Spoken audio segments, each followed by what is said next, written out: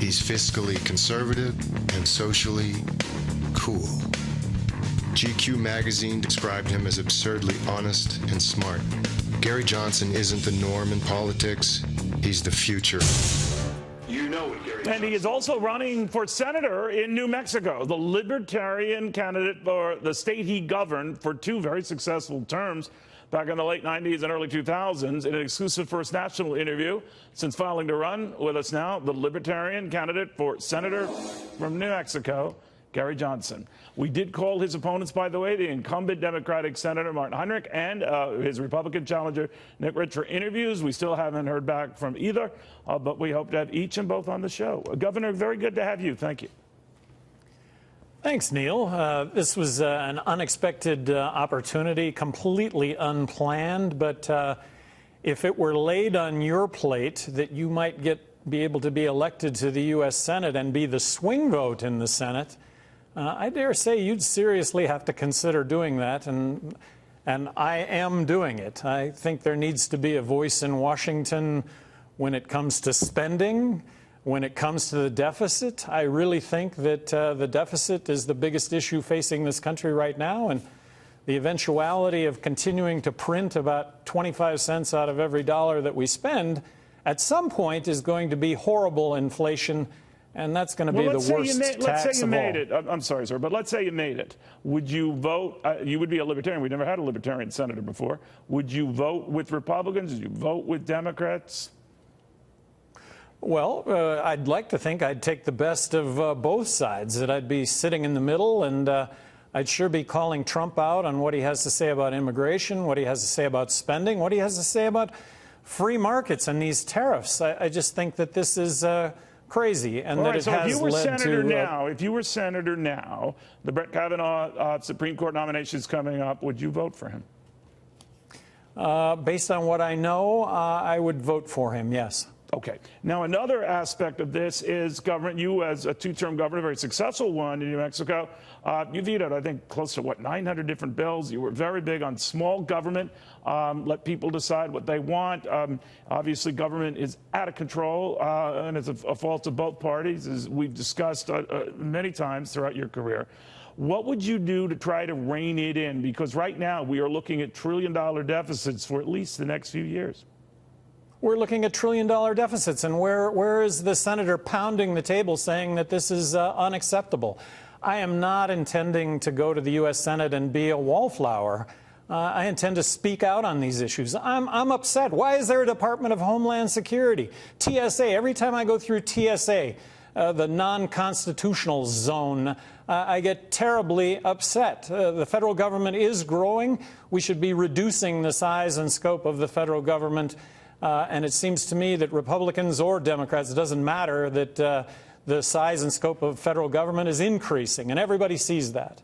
All right. Well, you know, you're not polling too badly. The fact that you're a late entrant.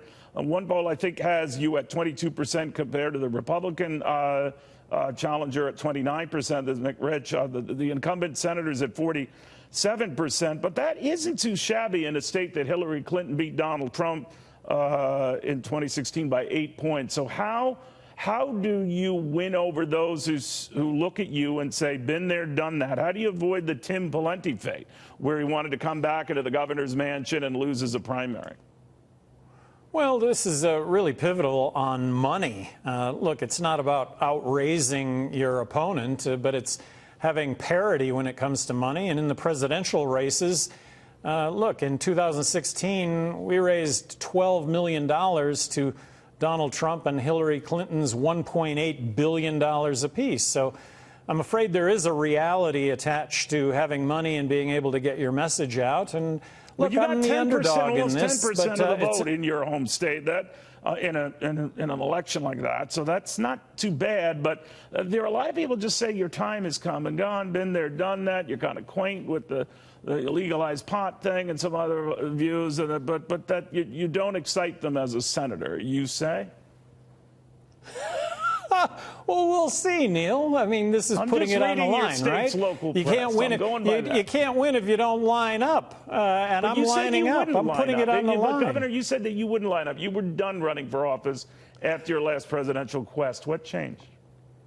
Well, look, I've always said I don't want to be a U.S. Senator because I think the job involves bellying up to the trough.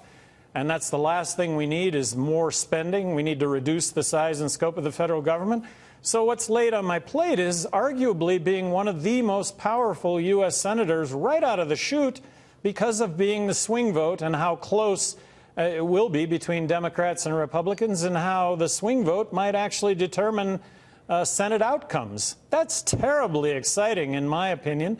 And this is a race that, for me, will be about 9 weeks. I can do anything for 9 weeks. Well, also, you're very physically fit. You climb mountains, marathons, you know, God bless you. But, I mean, you're going to have to rely on a lot because you might not get a lot of money, and then there might be resistance to a third-party candidate. But let's say you do make it and into the Senate, and you're in the middle of this trade war that could still be going on.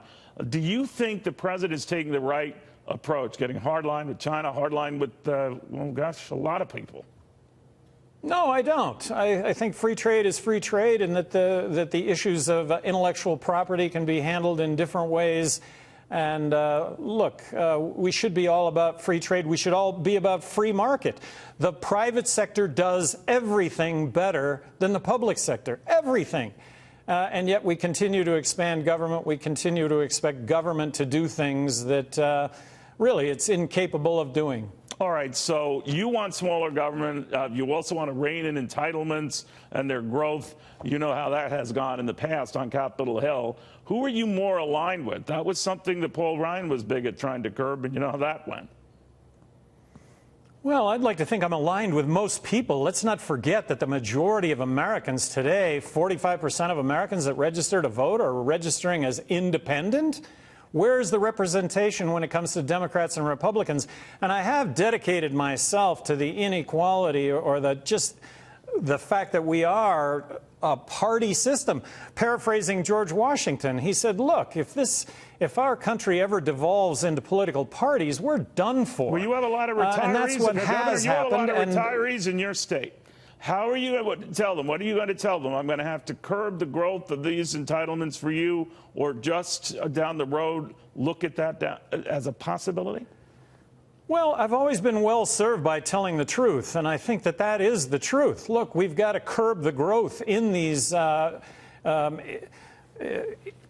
policies, or we're going to find ourselves in a situation where we're going to continue to overspend, and at some point, inflation is going to come to bear on all of this. All right. And that's going to be the worst tax of all, where the money in your pocket doesn't buy a thing because of how inflated it becomes. We'll watch very closely, Governor. It's always good catching up with you.